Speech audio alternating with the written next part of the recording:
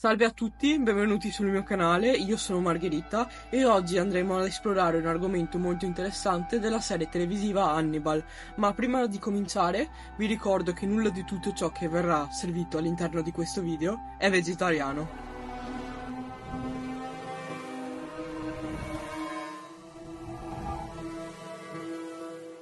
Il Ravensag o Corvo-Cervo è una misteriosa creatura presente solamente nella serie televisiva Hannibal. Questa creatura non viene mai nominata nel corso di tutte e tre le stagioni, ma Bryan Fuller, creatore dell'opera, lo ha sempre definito Ravensag, ovvero Corvo-Cervo.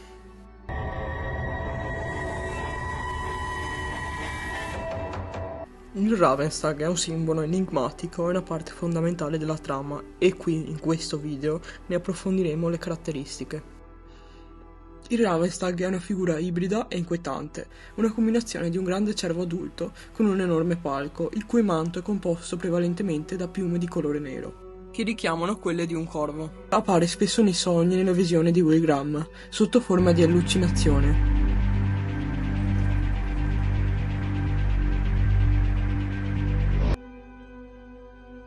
Un'altra caratteristica peculiare di questa creatura è che è un'esclusiva di questa serie televisiva. Infatti non compare nella saga cinematografica dedicata ad Hannibal Lecter, né compare nella saga letteraria scritta da Thomas Harris. Ma da dove nasce il Ravensag? Il Ravensag prende forma dopo che Will vede il corpo di Cassie Boyle, vittima dell'emulatore, impalata sulla testa di un cervo e beccata dai corvi. Un ulteriore collegamento è fra l'emulatore, che imita gli omicidi del serial killer Gareth Jacob Hobbs, detto anche la verla del Minnesota, caso che scioccò particolarmente Will e che divenne uno degli argomenti principali durante le sedute con il dottor Lecter. Per questo ci ho ripensato. Ed è anche proprio dopo le sedute con Hannibal che compare il Ravensag all'interno delle allucinazioni di Will.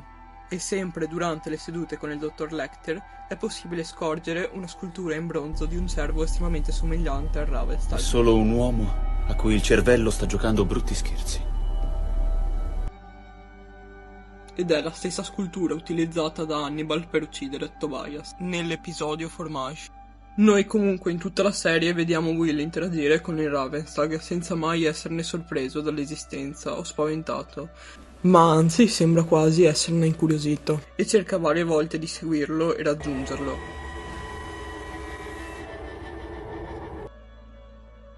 Il Ravensag viene spesso associato all'interno della serie ad un altro essere, ovvero il Wendigo. Se vi interessa un futuro approfondimento sul Wendigo, lasciate pure un commento.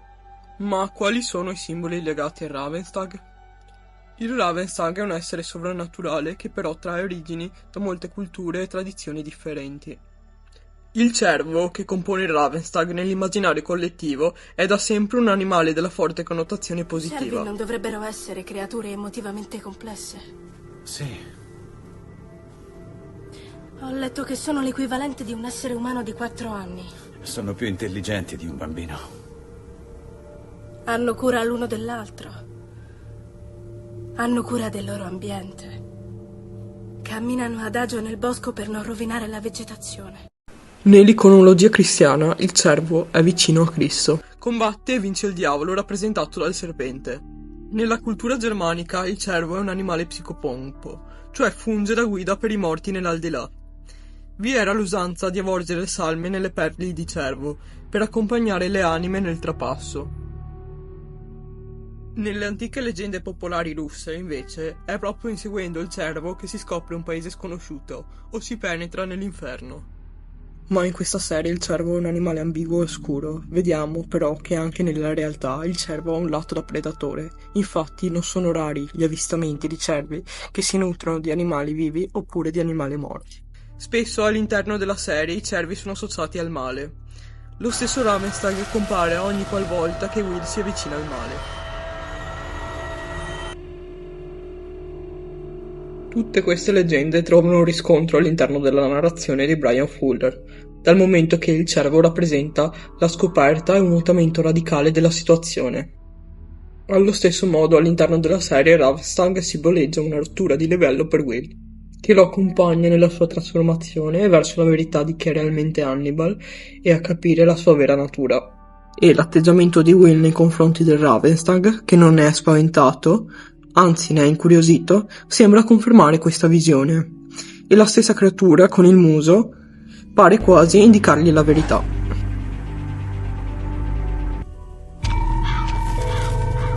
Il corvo è l'altro animale che compone il Ravenstag. È spesso associato alla morte e a corpi senza vita, come quello di Cassie Boyle. Si nutre infatti di carcasse di animali morti. Per la cultura cristiana europea, una delle forme predilette del diavolo sarebbe proprio il corvo.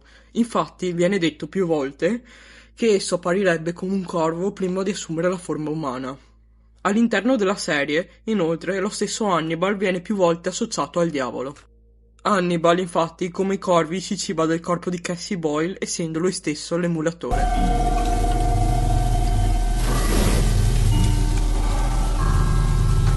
Nell'Ars Goetia, uno dei più famosi libri di demonologia, i fan di Asabin Hotel apprezzeranno, il 39esimo demone, Malpas, uno spirito molto potente che governa le legioni dei demoni, assume inizialmente la forma di un corvo, prima di essere evocato.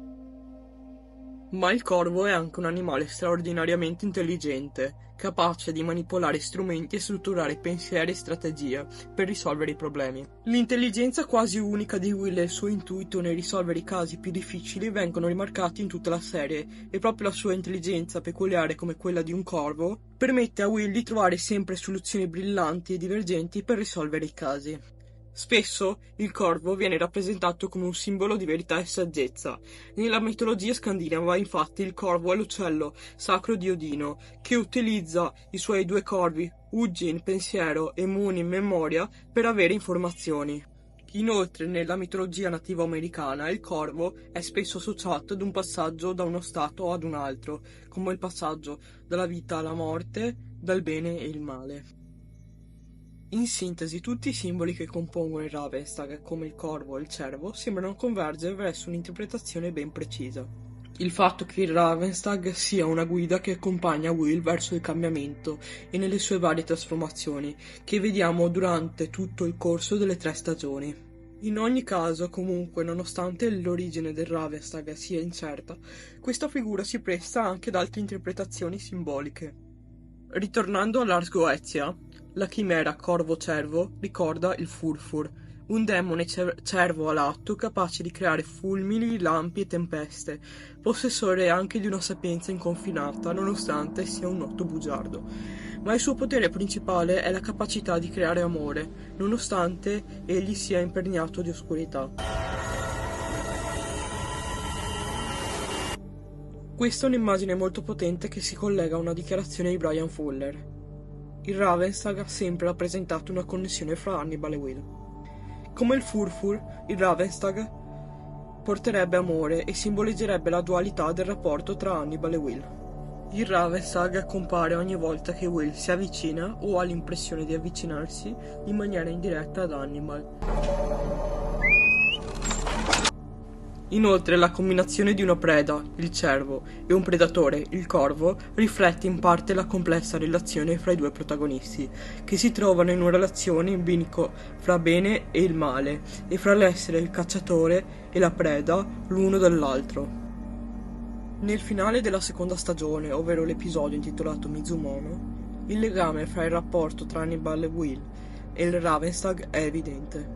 Quando Hannibal ferisce quasi mortalmente Will, anche lo stesso Ravenstag giace riverso a terra morente.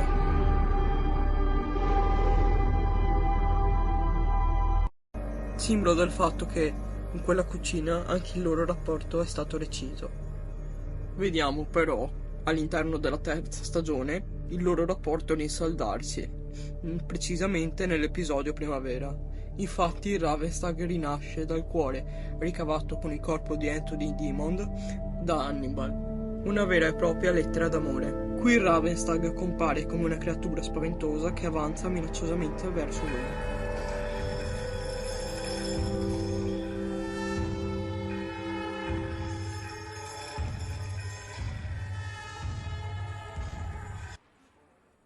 Ma ricorda che il rapporto tra i due non è finito, ma rinasce tra le ceneri di Anthony Damon in una nuova forma. Inoltre, come analizzato in precedenza, il Ravenstag fonde il cervo e il corvo, simboli che rappresentano l'oscurità che si cela dietro l'apparente innocenza, simboleggiando la posizione di Will Graham all'interno della serie, ovvero al confine tra il bene ed il male. Infatti Will tenta di resistere all'oscurità dentro di lui, che costantemente lo richiama a sé. Nella seconda stagione, più precisamente nell'episodio Mukkozuke, Will, dopo aver commissionato l'omicidio di Hannibal, vede all'interno di una sua allucinazione se stesso trasformarsi nel Ravenstag.